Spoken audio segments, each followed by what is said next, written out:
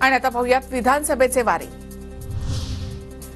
अजित पवार आणि मुख्यमंत्री शिंदेमध्ये रात्री 3 तास बैठक। शहांनी सांगितलेला प्लॅन अंमलात आणण्याबाबत आणि शिंदेगड दादा गटामध्ये आमने सामने येऊ शकणाऱ्या जागांवर चर्चा, सूत्रांची माहिती।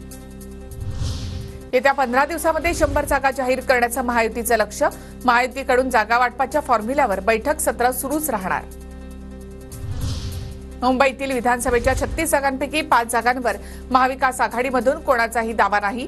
मलबार हिल, विलेपार्ले, चारकोप, बोरिवली आणि मुलुंडची जागा कुणालाही नकोशा। 5ही जागांवर भाजपचे आमदार। मुंबईतील 7 जागांसाठी महाविकास आघाडीमध्ये शरद पवार गट आग्रही, तर मुंबईतील 20 जागांवर ठाकरे आणि 18 जागांवर काँग्रेस ठाम। महाविकास आघाडी विधानसभेला 180 पेक्षा जास्त जागा जिंकणार। 125 जागांवर सहमती, उर्वरित जागांवर चर्चा सुरू। काँग्रेस नेते बाळासाहेब थोरात यांचा दावा।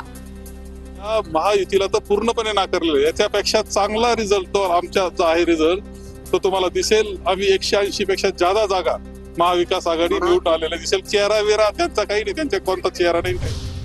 भाग्यश्री आत्राम यांचा शरद पवार गटामध्ये प्रवेश। जयंत पाटील, अनिल देशमुखांच्या उपस्थितीमध्ये पक्षप्रवेश। अहेरीमधून बाबा आत्रामांच्या विरोधामध्ये भाग्यश्री आत्राम मैदानात। व्यासपीठावर महिला आयोग अध्यक्ष बसलेले त्यांच्या समोर जे शब्द वापरले त्या भाषेमुळे आम्हाला किती दुखावलं हे आम्हीच जाणू शकतो। म्हणून मला हे डिसिजन घ्यावं लागलं।